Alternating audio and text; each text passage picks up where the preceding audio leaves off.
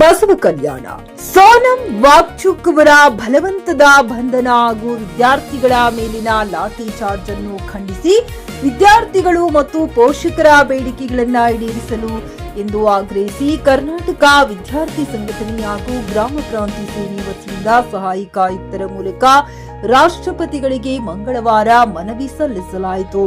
ಈ ಸಂದರ್ಭದಲ್ಲಿ ಸಂದೀಪ್ ಮುಖಿಂದೆ, ರವಿ ಕೋಳ್ಕೂರ್, ಆಕಾಶ್ ಕಂಠಾಳೆ, ಪ್ರಫುಲ್ ಗಾಯಕ್ವಾಡ್, ಮಹಂತೇಶ್ ಗೌರೇಕರ್, ಸುರೇಶ್ ಮೋರೆ, ನಿತ್ಯಾನಂದ್ ಮಂಟಾಳ್ಕರ್ ಸೇರಿದಂತೆ ಹಲವರು ಉಪಸ್ಥಿತರಿದ್ದರು. ಆದಿತ್ಯ ಗಜರೆ, ಜೆಕೆ ನ್ಯೂಸ್ ಕನ್ನಡ, ಬಸವ ಕಲ್ಯಾಣ. ಪ್ರಜಾಪ್ರಭುತ್ವ ರಾಷ್ಟ್ರ ಈಗ ನಮ್ಗೆ ಅನ್ಸಲ್ ಮಟ್ಟಿಗೆ ಉಳಿದೇ ಇಲ್ಲ. ಯಾಕಂದ್ರ ದಿನ ನೋಡ್ತಾ ಇದ್ದು ಶಾಂತಿಯುತವಾಗಿ ಅಲ್ಲಿ ನಮ್ಮ ಸಂವಿಧಾನಿಕವಾಗಿ ಪ್ರಜಾಪ್ರಭುತ್ವ ಅಡಿಯಲ್ಲಿ 20 ದಿನ ಸತತ ಉಪವಾಸ ಕುಂತರು. ಅವ್ರಿಗೆ ಯಾವ ರೀತಿ ಇವರು ಅರೆಸ್ಟ್ ಮಾಡಿದ್ರು ದಿಲ್ಲಿ ಪೊಲೀಸರು, ಕೇಂದ್ರ ಸರ್ಕಾರ. ಇದು ದೇಶದಲ್ಲಿ ಹೋರಾಟಕ್ಕೆ ಒಂದು ಹಿನ್ನೆಲೆ ತರತಕ್ಕಂಥ ಕೆಲಸವನ್ನು ಕೇಂದ್ರ ಸರ್ಕಾರ ಮತ್ತು ದಿಲ್ಲಿ ಪೊಲೀಸು ಕೇಂದ್ರ ಆಡಳಿತ ಪ್ರದೇಶ ನಡೆಸ್ತಾ ಇದೆ. ಹಾಗಾಗಿ ನಿನ್ನೆ ನೋಡ್ಬೇಕು ನೀವು, ಆ ವಿದ್ಯಾರ್ಥಿಗಳು ಎಷ್ಟು ವಯಸ್ಸು ಅವ್ರದ್ದು ಇರೋದೇ 18, 19, 20 ವಯಸ್ಸಿನ ವಿದ್ಯಾರ್ಥಿಗಳಿಗೆ ಆ ರೀತಿ ಹುಡುಕಿರಂದ್ರೆ ಇದು ದೇಶದ ಹೋರಾಟ ಮಾಡೋದು, ನಮ್ಮ ದೇಶದ ನಮ್ಮ ಕಾನೂನ, ನಮ್ಮ ಸಂವಿಧಾನ ನಮಗೆ ಹಕ್ಕು ಕೊಡ್ತದೆ. ಹಾಗಾಗಿ ಮಹಿಳೆಯರ ಮೇಲೆ, ವಿದ್ಯಾರ್ಥಿನಿ ಮೇಲೆ ನೋಡ್ರಿ, ಇವತ್ತು ಕೇಂದ್ರ ಸರ್ಕಾರ, ಮೋದಿ ಸರ್ಕಾರ ಏನಂತ ಬೇಟಿ ಬಚಾವ್ ಬೇಟಿ ಪಡಾವ್ ಅಂತ, ಬೇಟಿ ಮೇಲೆ ಯಾವ ರೀತಿ ಅಲ್ಲಿ ಹಲ್ಲೆ ಆಗ್ಲತ್ತೀವಿ. ಅವ್ರು ಏನು ಬೇಡಿಕೆಗಳವ, ಅವ್ರು ಏನು ನಿಮ್ಗೆ ಸತ್ತ ಕೇಳತ್ತಾರ, ನಿಮ್ಗೆ ಕಸ್ಕೊಂಡು ಕುರ್ಚಿ ಕೇಳತ್ತಾರ, ಅವ್ರು ಏನು ಕೇಳತ್ತಾರ, ಇದು ಏನು ನೀಟ್ ಹಗರಣ ಆಯಿತು, ಇದರಲ್ಲಿ 20 ಜನ ಹಣ ಹೊಂದರು, ಆ ಮಕ್ಕಳಿಗೆ ನ್ಯಾಯ ಸಿಗಬೇಕು.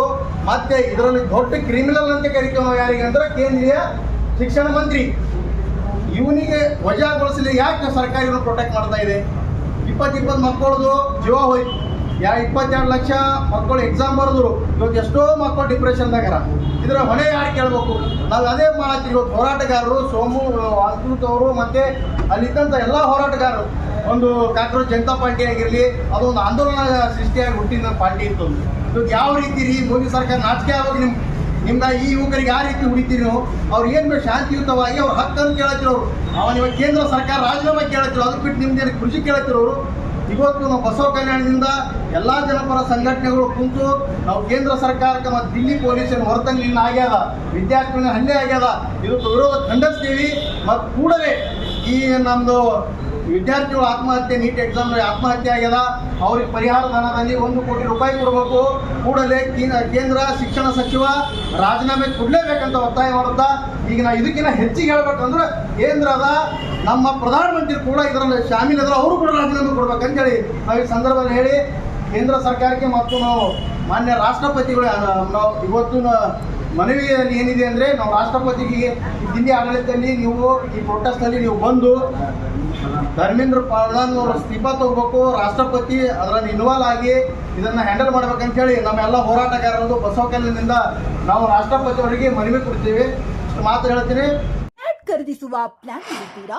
ಹಾಗಾದ್ರೆ ಕೇತಕಿ ಡೆವಲಪರ್ಸ್ ನಲ್ಲಿ ಮೂಲಭೂತ ಸೌಕರ್ಯಗಳುಳ್ಳ CC road, footpath, garden, under drainage, water supply, ಉತ್ತಮ ಪರಿಸರವುಳ್ಳ ಫ್ಲಾಟ್ಸ್ ಲೇಔಟ್ ಲಭ್ಯ. ಬೀದರ್, ಹುಮ್ನಾಬಾದ್ ಸೇರಿದಂತೆ ಹಲವು ಭಾಗಗಳಲ್ಲಿ ಸುಂದರ ಲೇಔಟ್ಗಳಿದ್ದು ಅತ್ಯುತ್ತಮ ಬೆಲೆ, ಇಎಂಐ ಸ್ಕೀಮ್ಸ್ ಅನ್ನು ಲಭ್ಯ.